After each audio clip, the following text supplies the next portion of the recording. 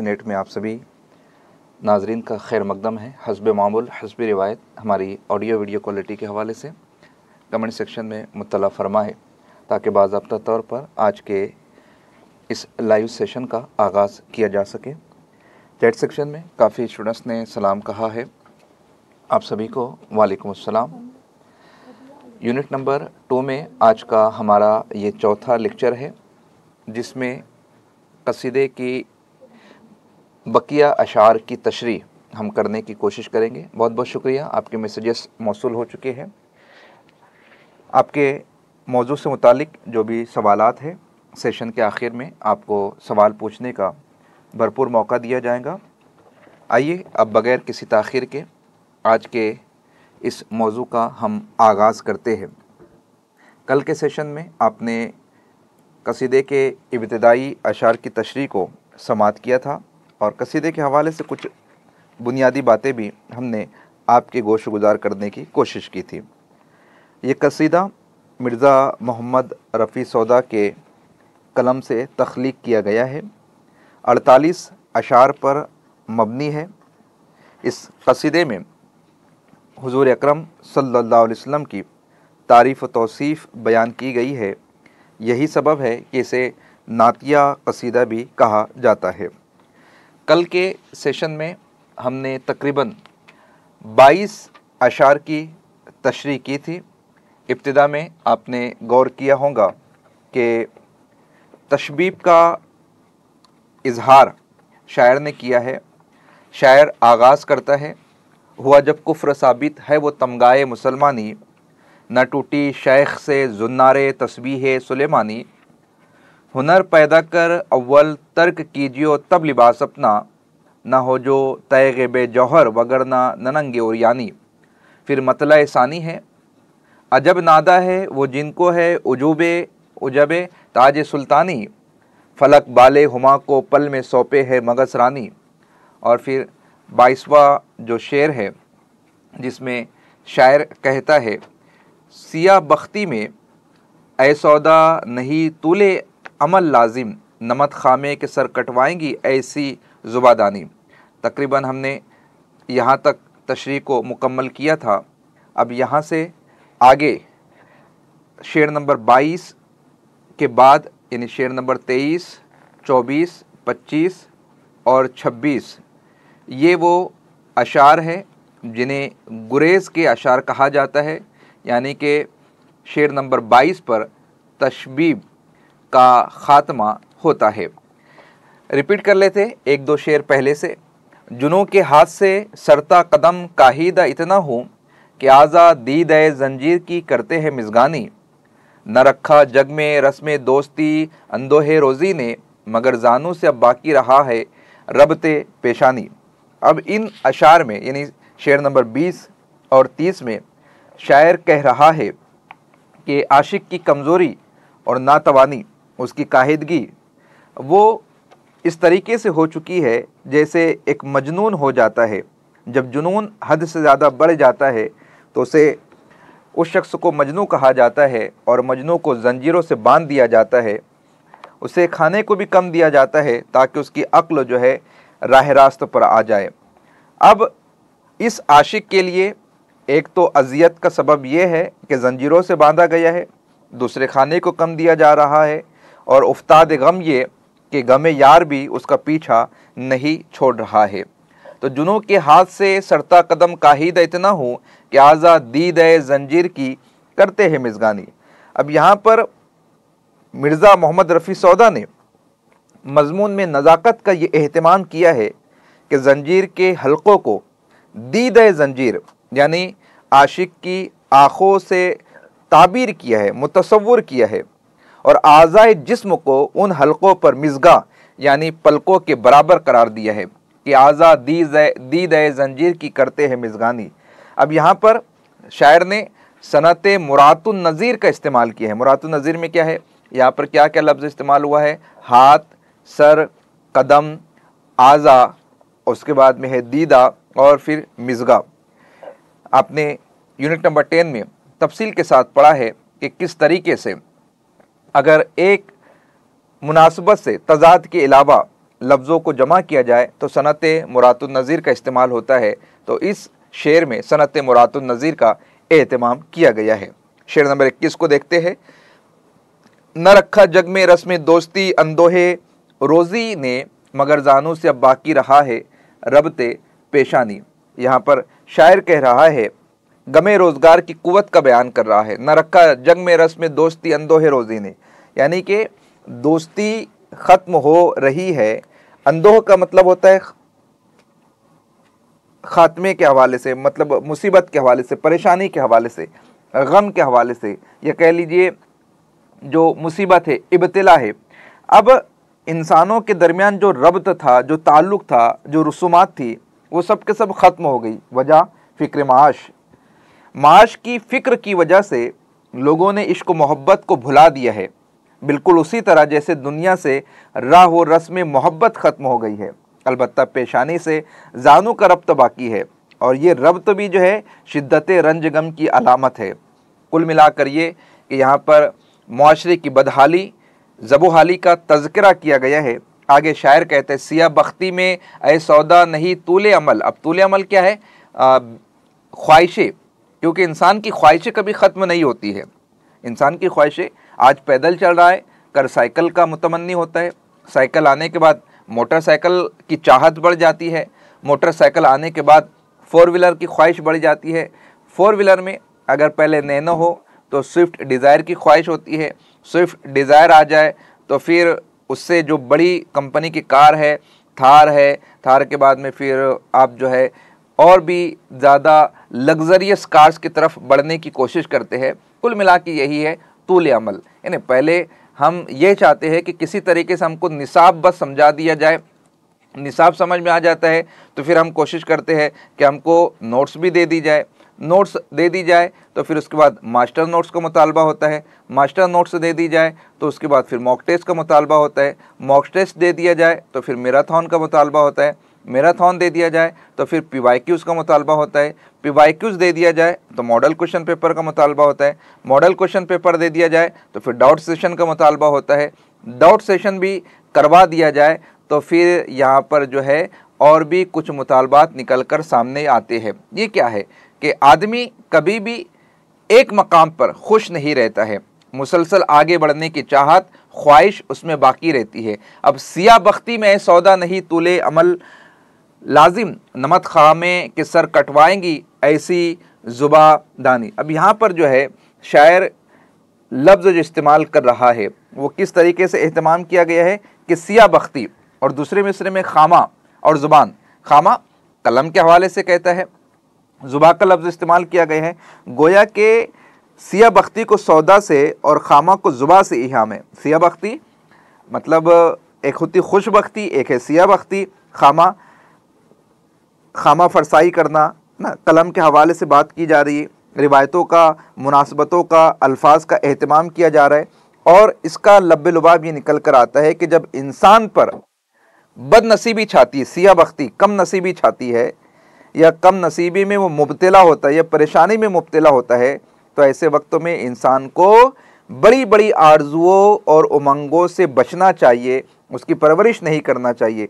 वरना एक दिन जिस तरीके से कलम के सर को कटवाया जाता है, बिल्कुल उसी तरीके से आपकी ज़ुबान दानी भी कलम की तरह कटवा दी जाएंगी। अब यहाँ पर जो है तशबीब के अशार ख़त्म होते हैं, और ये जो 4 अशार है ये गुरेज़ के हैं। शेर नंबर 23, 24, 25 और 26, ये 4 अशार जो है गुरेज़ के हैं। अब शायर कह रहे, समझ ए ना कबाहत फ़हम, समझ ना कबाहत फ़हम यानी बुराई को ना समझने वाले, ना कबाहत फ़हम, फ़हम कहते समझने को, समझ ए ना कबाहत फ़हम, कब तक ये बया होगा, अदाए चेन पेशानी वो लुत्फ़े जुल्फ़े तुलानी। यहाँ पर शायर कह रहा है गुरेज से मदह की तरफ, पहले तशबीब है, दरमियान में गुरेज है, उसके बाद मदह है, तो कारी के जहन को तशबीब से मदह की तरफ ले जाने के लिए सौदा ने गुरेज का एहतमाम किया है, 4 अशार का एहतमाम किया। और शायर कह रहा है कि ए बुराई को ना समझने वाले, ज़रा गौर तो कर कि महबूब की पेशानी पर पड़ने वाली सिलवटों की अदाओं और उसकी जो जुल्फ़ लंबी लंबी तवील है, उसकी लताफत का बयान तू कब तक करेगा। अदाए चीनी पेशानी वो लुत्फ़े जुल्फ़े तुलानी। आगे शायर कहते हैं खुदा के वास्ते बाजा तो अब मिलने से खुबा के नहीं है उनसे हरगिज फ़ायदा गैरस पशेमानी, कि तू महबूब की पेशानी पर पड़ने वाली सिलवटों का, उसकी अदाओं का, उसकी जुल्फ़ों का बयान कब तक करेगा। अब तुझे ये सिलसिला बंद कर देना चाहिए। खुदा के वास्ते बाज आ जा, खुदा के वास्ते अब तू हसीनों से मिलना तर्क कर दे। क्यों? क्योंकि उनकी सोहबत से शर्मिंदगी और पशेमानी के सिवा कुछ हासिल नहीं, क्योंकि नहीं है उनसे हरगिज फ़ायदा गैरस पशेमानी, उससे सिर्फ शर्मिंदगी मिलने वाली है, पशेमानी मिलने वाली है। नज़र रखने से हासिल उनकी चश्मे जुल्फ़ के ऊपर, उनकी चश्म जुल्फ़ों पर सिर्फ नज़र रखने से कुछ हासिल नहीं होगा। हाँ, अगर होगा मगर बीमार हुए सोब या खींचे पशेमानी, अगर कुछ हासिल होगा उनकी जुल्फ़, उनकी चश्म पर निगाह रखने की वजह से, तो बीमारी है, परेशानी है, इसके अलावा और कोई शय तुझे हासिल नहीं हो सकती। निकाल इस कुफ्र को दिल से कि अब वो वक्त आया है। अब यहाँ से सौदा का जो अंदाज़ है, कुर्बान जाइए, अगर किसी काम काज में मसरूफ़ हो तो अब यहाँ से आप हमतन गोश होकर कसीदे को सुनने की कोशिश कीजिए। शायर कह रहा है निकाल इस कुफ्र को दिल से। अब कुफ्र, यहाँ पर कुफ्र से मुराद ये जो इश्क मिजाजी है, ये जो बंदा होकर बंदों से इश्क करना है, मोहब्बत करना है, क्योंकि हम सभी ने अपने अपने दिलों में एक बुत बना रखा है और उस बुत की हम पैरवी कर रहे होते हैं। तो शायर यहाँ पर कह रहा है कि तुम जो माशूक की चश्मो जुल्फ़ पर निगाह रखे हो और माशूक की आँखों के सबब बीमार हो चुके हो, या सोब या खींचे परेशानी बीमार हुए, निकाल इस कुफ्र को दिल से कि अब वो वक्त आया है ब्राह्मण को सनम करता है तकलीफ़े मुसलमानी। इस शेर में चश्म का जिक्र है, बीमार का जिक्र है, जुल्फ़ का जिक्र है, हसीनों का जिक्र है, बुतों का जिक्र है, लेकिन शायर कह रहा है कि इन सभी चीज़ों को दिल से निकाल दो। क्यों? क्योंकि इस्लाम का डंका चार समत बज रहा है, कि अब वो वक्त आया है, इस्लाम का डंका चार समत बज रहा है। खुद बुत ब्राह्मण पर इस्लाम कबूल करने की जिम्मेदारी डाल रहे हैं। ब्राह्मण को सनम करता है तकलीफ़ मुसलमानी, तकलीफ़ मुसलमानी यानी कि इस्लाम कबूल करने की जिम्मेदारी देना। अब यहाँ से जो 27वां शेर शुरू हो रहा है, यहाँ से जो है मदह का शेर शुरू हो रहा है, मदह के अशार शुरू हो रहे हैं। अब यहाँ पर शायर कह रहा है ज़हे दीने मोहम्मद पैरवी में उसकी जो होवे, ज़हे दीने मोहम्मद पैरवी में उसकी जो होवे, रहे खाके कदम से उसकी चश्मे अर्श नूरानी। अब यहाँ पर आपने देखा कि तजनीस खत्ती का एहतमाम हुआ है। कहाँ पर हुआ है? ज़हे और फिर इस तरफ है रहे। तजनीस खत्ती है, ज़हे और रहे, नुक्तों का फ़र्क है, इससे पहले बता चुको। तजनीस खत्ती है, लेकिन अब शेर के तशरीह सुनते हैं। ज़हे दीने मोहम्मद पैरवी में उसकी जो हुए, रहे खाके कदम से उनकी चश्मे अर्श नूरानी। सुभान अल्लाह। दीन मोहम्मद का क्या कहना, जो लोग इस दीन की पैरवी करते हैं उनके कदमों की खाक का भी ये रुतबा है कि उस अर्श की आँखें नूरानी हो जाती है। रहे खाके कदम से उनकी चश्मे अर्श नूरानी, कि अर्श की आँखें भी दीन मोहम्मदी की पैरवी करने वालों की कदमों की खाक से नूरानी हो जाती है। गोया के तसव्वुर ये है कि आँखों में सुरमा लगाने से आँखें रोशन होती है, आँखों का हुस्न बढ़ जाता है, इसलिए पैरोकार दीन मोहम्मदी के कदमों की खाक को सुरमा करार दिया गया है। आगे शायर कहता है शेर नंबर 28 में, मलक सजदा न करते आदम खाकी को गर उसकी, मलक सजदा न करते आदम खाकी को गर उसकी, अमानत दारे नूरे अहमदी होती न पेशानी। सुभान अल्लाह, क्या ख्याल का इजहार किया सौदा ने। हज़रत आदम अलैहिस्सलाम के सामने फ़रिश्तों ने सजदा किया, मलाइका ने सजदा किया। हज़रत आदम की पेशानी में नूरे अहमदी मौजूद था, इसीलिए आदम खाकी की पेशानी को सौदा ने अमानत दारे नूरे मोहम्मदी कहा है। नूरे मोहम्मद की अमानत दार सल्लल्लाहु अलैहि वसल्लम। शेर का मतलब क्या है? शेर का मतलब यह है कि अगर हज़रत आदम अलैहिस्सलाम की पेशानी में नूरे मोहम्मदी को दाखिल ना किया जाता, नूरे अहमदी रोशन नहीं होता, तो फरिश्ते मट्टी से बने हुए आदम को हरगिज़ सजदा ना करते। जाहिर है फरिश्तों ने अल्लाह के हुक्म पर आदम को सजदा किया है। पेशानी आदम में जो नूर अहमदी है वो अल्लाह रब्बुल इज़्ज़त ने दाखिल किया था। इस तरीके से यहाँ पर शायर ने अपने इश्क का इजहार किया है। अगले शेर में, शेर नंबर 29 में शायर कहता है, उसी को आदम व हव्वा की खिलकत से किया पैदा, मुराद अल्फाज से मानी है ता आयात। उसी को आदम व हव्वा की खिलकत से किया पैदा, है ना। मीर तकी मीर कहते हैं, हम हुए तुम हुए कि मीर हुए, उसी जुल्फ़ों के सब असीर हुए, है ना। आमतौर से ये कहा जाता है कि गुनाहों से नुकसान होता है, लेकिन जिस ख़ते इज्तिहादी की बात हो रही है, हज़रत आदम ने गंदम का दाना खाया और उन्हें दुनिया में भेजा गया, और फिर इंसानों के जम गफ़ीर सुबह क़यामत तक के यहाँ नज़र आएगा। इन इंसानों में अल्लाह रब्बुल इज़्ज़त ने अपने मकबूल रसूलान इज़ाम को, पैगम्बरान इस्लाम को मबूस फरमाया है, और नबी आखिरुज़्ज़मा सल्लल्लाहु अलैहि वसल्लम भी इस खाकदान फ़र्शी पर तशरीफ़ लाए हैं। अल्लाह ताला ने हज़रत मोहम्मद सल्लल्लाहु अलैहि वसल्लम को हज़रत आदम और हज़रत हव्वा की खिलकत से पैदा किया, लेकिन जिस तरह इंसानी कलाम से लेकर कलाम रब्बानी यानी आयात कुरानी तक में अल्फाज से मानी ही मुराद है। यानी कि यहाँ पर शायर क्या कह रहा है? शायर कह रहा है मुराद अल्फाज से मानी है ता आयात कुरानी। गोया के शायर कह रहा है कि आदम और हव्वा की पैदाइश का असल मकसद हुजूर अकरम सल्लल्लाहु अलैहि वसल्लम की विलादत थी। उसी को आदम और हव्वा की खिलकत से किया पैदा, असल मकसद पैगम्बर इस्लाम सल्लल्लाहु अलैहि वसल्लम की विलादत थी। गोया के शेर में आदम और हव्वा को अल्फाज और हुजूर अकरम सल्लल्लाहु अलैहि वसल्लम को मानी के मुतरादिफ करार दिया गया है। अगर आप आगे शायर कह रहा है 30वें शेर में, शायर कहते हैं, ख्याल खल्क उसका गर शफ़ी काफिरा होवे, गर शफ़ी काफिरा होवे, रखे बख्शिश के सर मन्नत यहूदी और नसरानी। अब सफ़र नंबर 30 में हुजूर अकरम सल्लल्लाहु अलैहि वसल्लम की शफ़ाअत, उनके अखलाक के करीमाना का तज़किरा किया गया है। वो रसूल जो पत्थर खाने के बाद भी दुआएं दे। ताइफ का सफ़र, ताइफ में पहुँचे थे आक़ा इस्लाम दावत दीन पेश करने के लिए। 3 वहाँ के सर्किल अफराद थे, अब्द, लैल और मसूद, तीनों को दावत दी। दावत देने के बाद उन्होंने इनकार किया। ओबाश नौजवानों को हुजूर अकरम सल्लल्लाहु अलैहि वसल्लम को शहर से बाहर निकालने के लिए कहा, और इस तरह कि आप सल्लम गली से गुज़र रहे हैं और आपके जिस्म नाज के ऊपर पत्थर बरसाए जा रहे हैं। वो रसूल जिसकी राहों में फूलों की सेज सजाई जानी चाहिए थी, उस रसूल मुअज़्ज़म के जिस्म नाज पर पत्थर बरसाए जा रहे। जिस्म लहू लहान है, सर से लेकर पैर तक खून रिस रहा है, नालैन मुबारक खून से भर रहे हैं। बतकाज़े बशरियत आप एक मकाम पर बैठते हैं, उबाश नौजवान आपको खड़ा कर देते हैं और कहते हैं कि आप यहाँ रुक नहीं सकते। आप आगे चलकर एक मकाम पर रुकते हैं। अद्दास का वाक़या यकीनन आपने कुरान में पढ़ा होगा।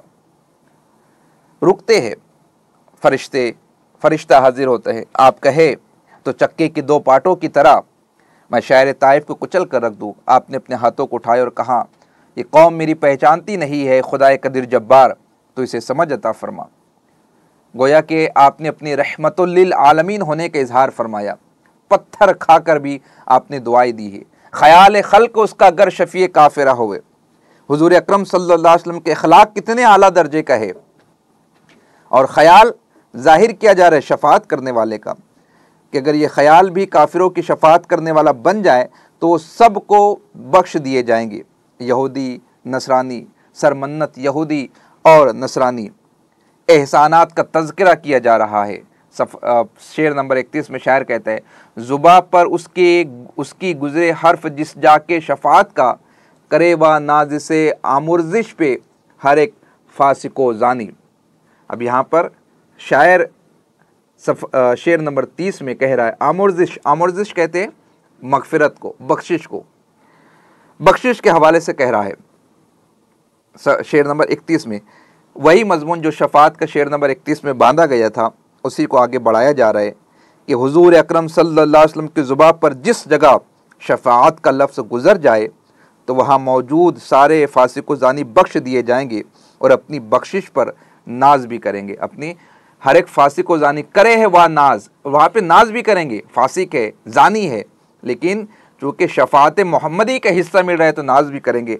एक रिवायत सुनने में आई थी, मतलब कलेजा मुंह को आता है उसको सुनने के बाद में।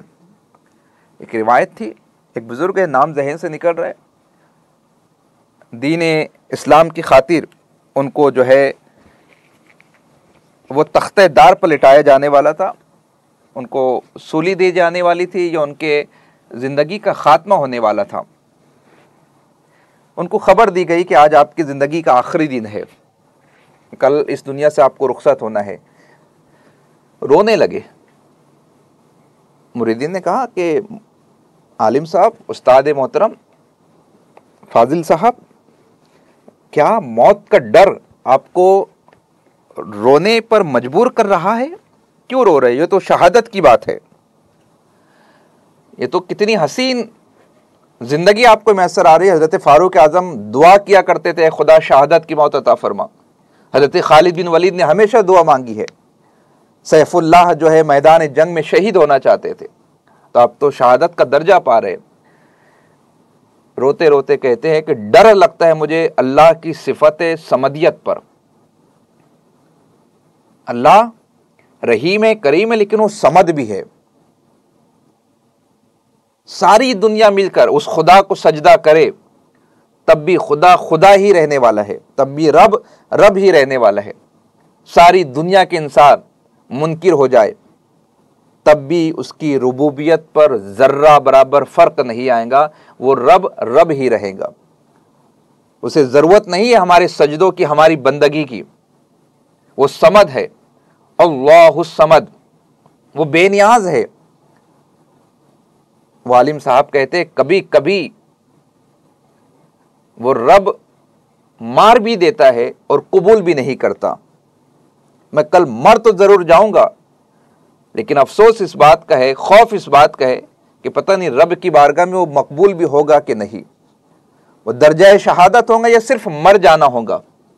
मतलब आप अंदाजा लगाइए, सिफत समदियत के हवाले से हमारे आबा और अजदाद रोंगटे खड़े कर देने वाली गुफ्तगू करते हैं। जो सिफत समद, यार उसको कोई जरूरत नहीं है। हमें अपने आप पर फख्र करने की चंदा जरूरत नहीं है। वो हमारे सजदों का, हमारी इबादत का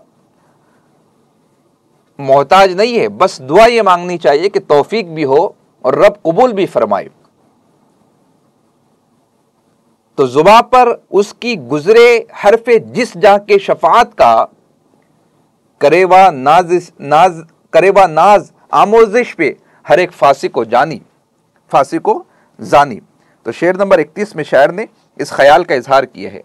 अब आगे जो है शेर नंबर 32 है और 33 है। क्या कह रहा है शायर? रखा जब से कदम मसनद पर आ उनने शरीयत की, रखा जब से कदम मसनद पर आ उनने शरीयत की, करे है मौजे बहरे मादलत तब से ये तुगयानी, अगर नुकसान पर खस के शरर का टक इरादा हो, कुरे को आग के वही करे गर्क आन कर पानी। है क्या ख्याल जाहिर किया है।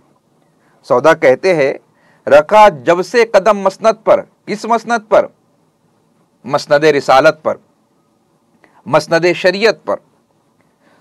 हुजूर अकरम सल्लल्लाहु अलैहि वसल्लम ने जब से शरीयत के तख्त पर कदम रखा है तब से अदल और इंसाफ के समंदर की मौजें ठाटे मार रही है। ये नहीं कहा कि चोर के हाथ काट दिए जाए, ये भी फरमाया कि अगर फातिमा भी चोरी करेगी तो उसके हाथों को भी काट दिया जाएगा। अदल इंसाफ का समंदर ठाटे मार रहा है। रखा जब से कदम मसनद पर आ उनने शरीयत की, करे है मौजे बहरे मादलत तब से ये तुगयानी। और उसकी तुगयानी का क्या आलम है? अगर नुक्स पर खस के शरर, घास तिनका, उसकी तुगयानी का आलम यह है कि अगर कोई शोला किसी घास के तिनके को नुकसान पहुंचाने का जर्रा बराबर भी इरादा करते, कौन? शोला।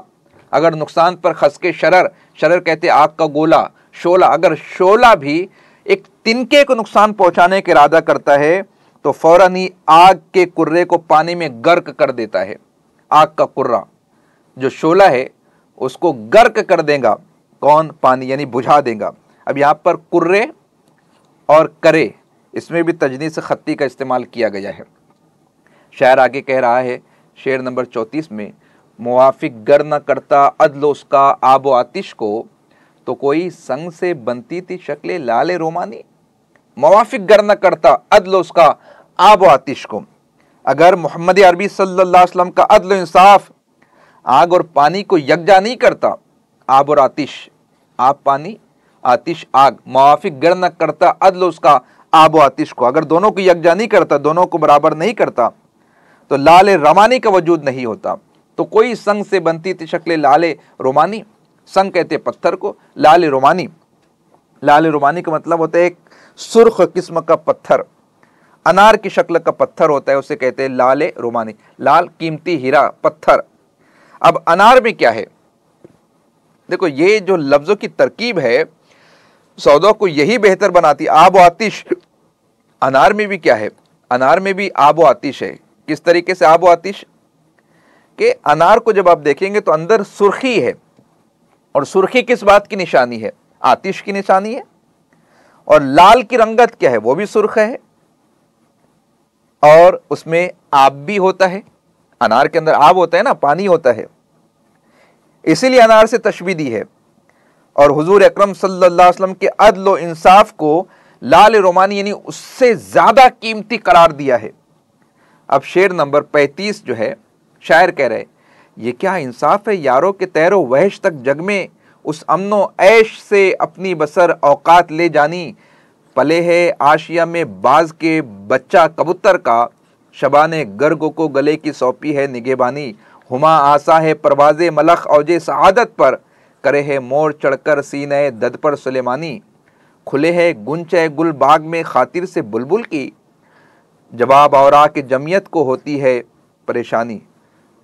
35, 36, 37, 38 और 39 देखिए औसाफ रसूल को बयान किया गया है। जहां इंसाफ से हरगाह अब मामूर है इतना, तो उसके आगे होगी अदल की क्या कुछ फरेवानी।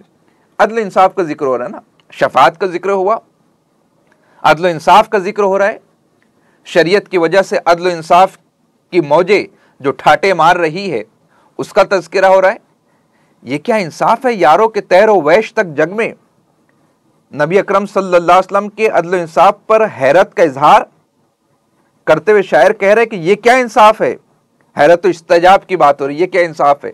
हैरत तो इस्तिजाब की, किस बात में हैरत तो इस्तिजाब है? कि इस अमनो ऐश से अपनी बसर औकात ले जाने, इतनी आराम और आसाइश के साथ जिंदगी क्यों बसर हो रही है? अच्छा, कितनी आसानी के साथ? क्या है आसाइश?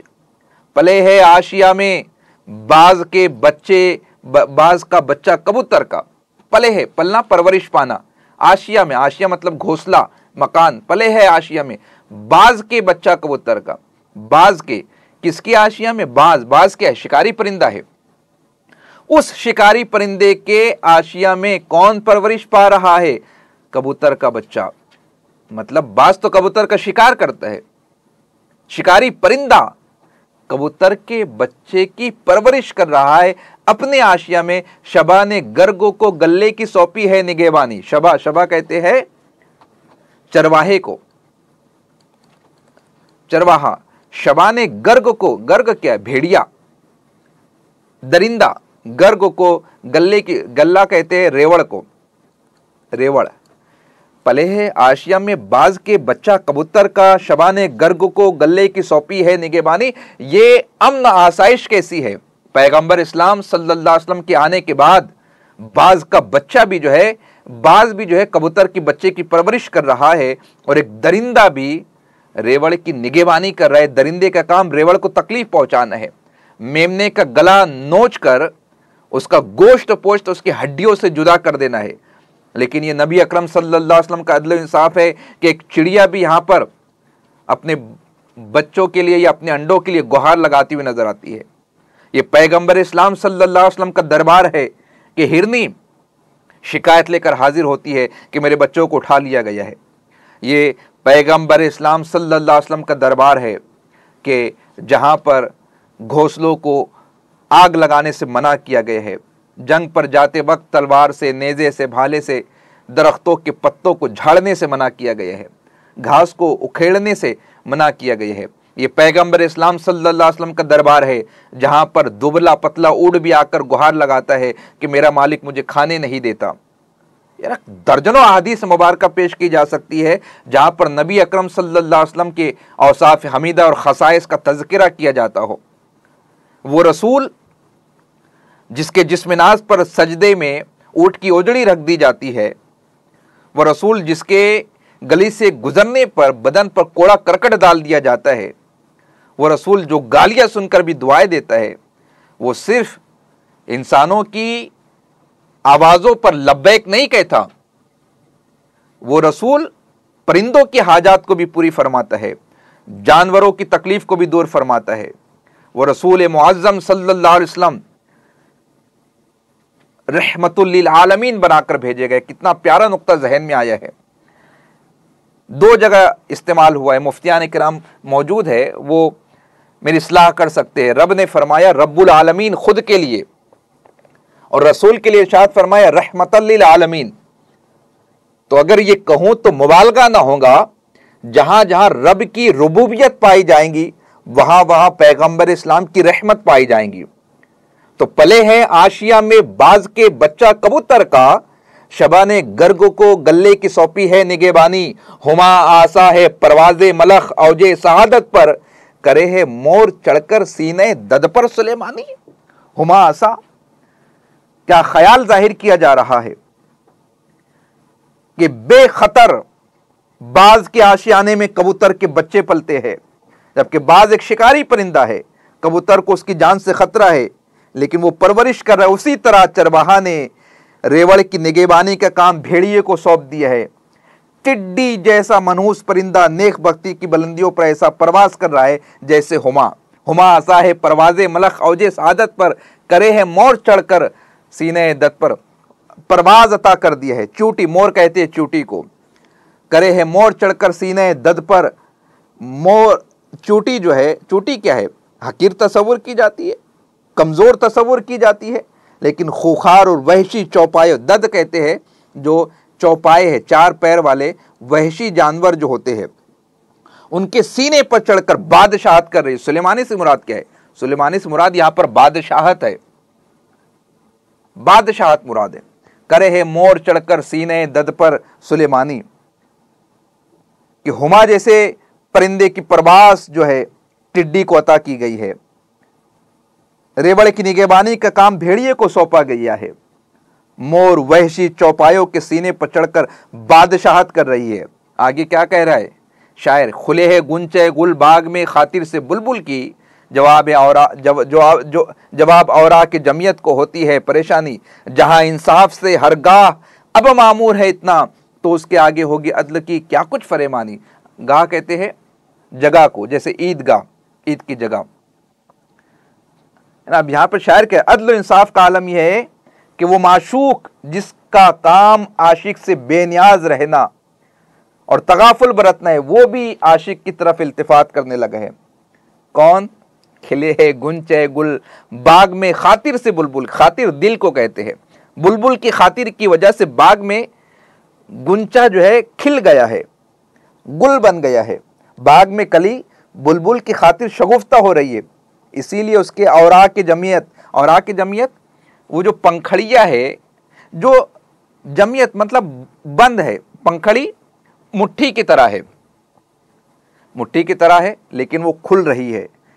अब ये अदल इंसाफ की बुनियाद है। अरे यार क्या रिवायत याद है कि प्लीज यार 2 मिनट का वक्त दीजिएगा। आसिम इब्न कैस है,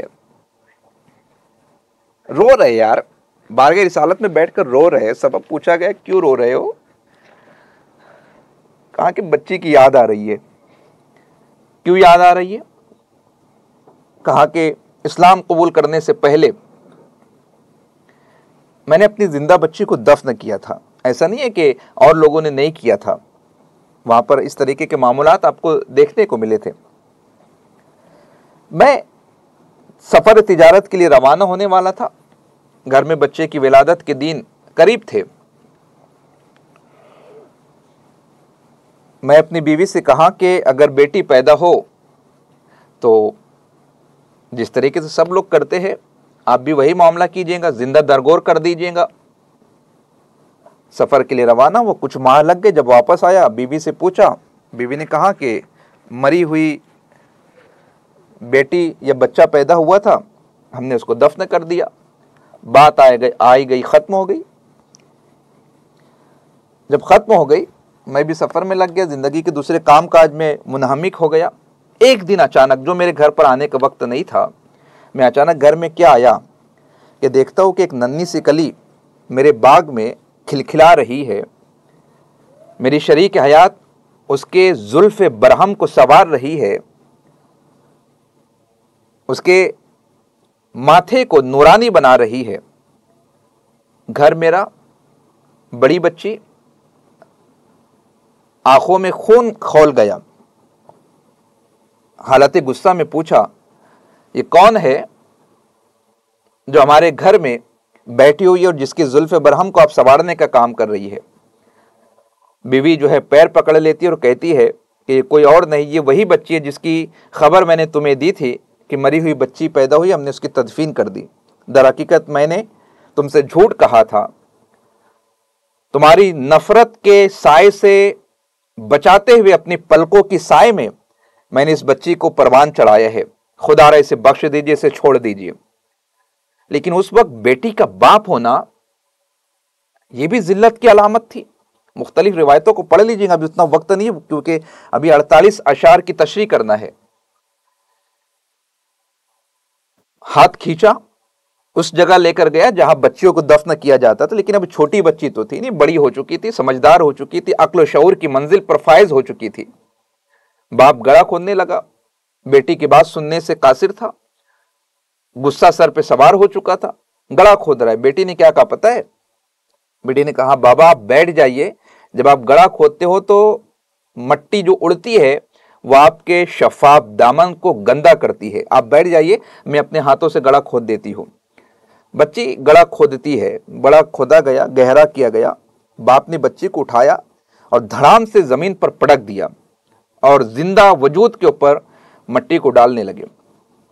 बच्ची ने कहा, अब शौक से मट्टी डालिए, एक हर्फ भी जुबान से अदा नहीं होगा, बस सिर्फ इतना बता दीजिए बाबा मेरा कसूर क्या है। लेकिन उस वक्त सर पर खून सवार था, मैंने ना आगे देखा ना पीछे देखा, ना लफ्जों पे गौर किया, जिंदा वजूद पर मट्टी डाल दिया, वापस आ गया। लेकिन आज भी आधी आधी रात को मेरे कानों में आवाज आती है, बाबा मेरा कसूर क्या है। इससे कबल भी बच्चियों को जिंदा दफन किया गया, लेकिन जमीर की आवाज मुझे आज भी झंझोड़ कर रख देती है। और पैगंबर इस्लाम सल्लल्लाहु अलैहि वसल्लम इरशाद फरमाते हैं कि जिसके घर में 2 बच्चियों की विलादत हो, जिसके माँ बाप ने अच्छा सा नाम दिया, अच्छी सी तालीम दी और दीनदार घराने में उसकी शादी कर दी, तो मुबारक हो, उन्हें जन्नत की बशारत दी गई है। एक मकाम पर आका अलैहिस्सलातु तस्लीम गली से गुजर रहे थे, किसी घर में नूर को आपने निकलते हुए महसूस किया। आपने सहाबा से फरमाया, जाओ जाकर देखो, उस घर में यकीनन किसी लड़की की पैदाइश हुई होगी। वो घर जिसमें लड़की की पैदाइश पर नूरानी और मुनव्वर होने की बशारत दी गई है, उस आका की महफिल में बैठकर आसिम इब्ने कैस ज़ारो कतार रो रहे हैं और कह रहे हैं कि आज भी मेरा ज़मीर मुझसे गवाही मांगता है कि बाबा मेरा कसूर क्या है, मेरी गलती क्या है, और मैं जवाब देने से कासिर हूं। फिर पैगंबर इस्लाम सल्लल्लाहु अलैहि वसल्लम ने फरमाया कि इस्लाम कबूल करने के बाद इस्लाम से पहले किए गए तमाम खताओं को दरगुजर किया जाता है, माफ किया जाता है। तो ये अदल इंसाफ का पैमाना है, वो रहमतुल लिल आलमीन बनकर तशरीफ लाए हैं सभी के लिए। और अगला शेर जो इश्क में डूब कर लिखा है, क्या कुर्बान जाए शायर के तखय्युल पर। हजार अफसोस ए दिल हम न थे उस वक्त दुनिया में। हजार क्या यार, लाखों करोड़ों अफसोस कर लिया जाए यार, उसकी बराबरी नहीं हो सकती। हजार अफसोस ए दिल हम न थे उस वक्त दुनिया में, वगरना करते ये आखे जमाल उसके से नूरानी। मतलब आप अंदाजा लगाइए शायर यहां पर क्या कह रहा है। अफसोस है कि हम रसूल अकरम सल्लल्लाहु अलैहि वसल्लम के अहद मुबारक में नहीं थे, वरना आपके जमाल से अपनी आंखें रोशन करते। हजार अफसोस है। बस यही अल्लाह रब्बुल इज्जत का फजल है कि उसने अपने पसंदीदा दीन में पैदा फरमाया और पैगंबर रसूल सल्लल्लाहु अलैहि वसल्लम की उम्मत में पैदा फरमाया, क्योंकि इस उम्मत में पैदा होने के लिए अंबिया ने भी दुआ की है। दर्जनों रिवायतें यकीनन आपने उलमा की जुबानी मसाजिद, मजालिस और महफिलों में सुने होंगे। पैगंबर इस्लाम, अरे यार वो पूरा तुब्बा अव्वल का पूरा वाक़या उठाकर आप देख लीजिए। हजरत हुजूर अकरम सल्लल्लाहु अलैहि वसल्लम जब मक्का से मदीने मुनव्वरा तशरीफ ले गए, हजरत अबू अयूब अंसारी का जो मकान था, मतलब वो रसूल जिसकी पैदाइश के लिए पूरी दुनिया को पैदा किया गया, क्या वो किसी के मकान में रहेंगे? अल्लाह रब्बुल इज्जत ने उनके लिए तमाम सामान और असबाब पैदा फरमा दिए थे। तुब्बा अव्वल का पूरा वाक़या उठाकर तारीख की किताबों में पढ़ लीजिएगा। वो तो पूरा एक काफिला पहुंचा था कि हम नबी आखिरुज़्ज़मा की जियारत करेंगे।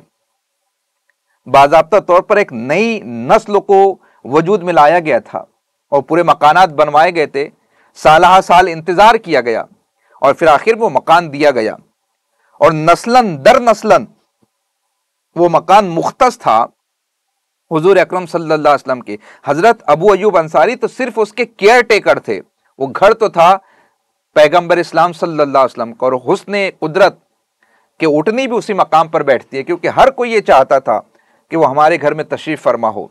हजार अफसोस ए दिल हम न थे उस वक्त दुनिया में, वगर न करते ये आखे जमाल उसके से नूरानी। फिर यहाँ तो बहुत सारी रिवायतें याद आती है कि लफ्ज हो कहकर जसद मोहम्मद सल्लल्लाहु अलैहि वसल्लम का दीदार कर लिया करते थे। फिर अवैस करनी हो, सूफिया इकराम की जमात हो, क्योंकि हमारी ये जो नशिस्त है अदबी नशिस्त है और यहाँ पर हम कसीदे को पढ़ना मकसूद है, लेकिन ये कसीदा मदिया कसीदा है और मदा भी किसकी की जा रही है?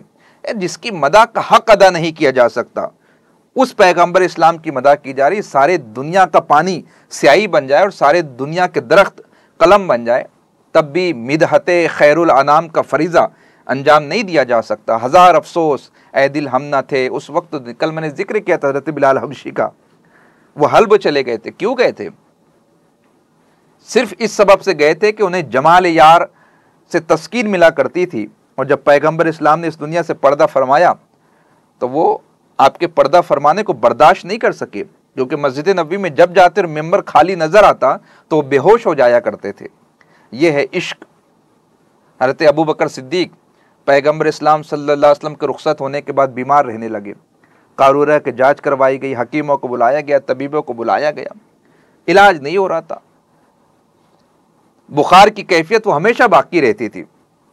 फिर एक तबीब ने कहा कि सब कुछ तो देख लिया, नब्ज देख लिया, जांचें कर ली, वो मकाम मुझे बताया जाए जहां पर ये आराम करते हैं। अब पहले के जो घर हुआ करते थे वो खजूर की टहनियों से बने होते थे और घरों की जो हाइट होती थी बहुत ज़्यादा नहीं होती थी।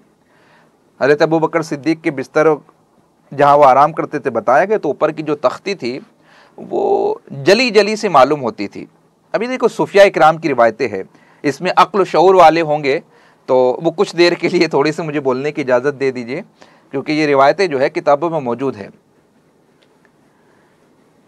तो लकड़ी जली जली से मालूम होती। तबीब ने बाहर आकर कहा कि भैया सैयदना सिद्दीक अकबर का इलाज जो है वो कोई मर्ज वाला नहीं है, ये उनका इश्क है, और उनके दिल से निकलने वाली इश्क की गर्माहट के सबब ऊपर की जो लकड़ियां है मकान की छत की जो है वो भी जल चुकी है। तो ये मरीज इश्क रसूल है, इनके आप इलाज की कोशिश मत कीजिए।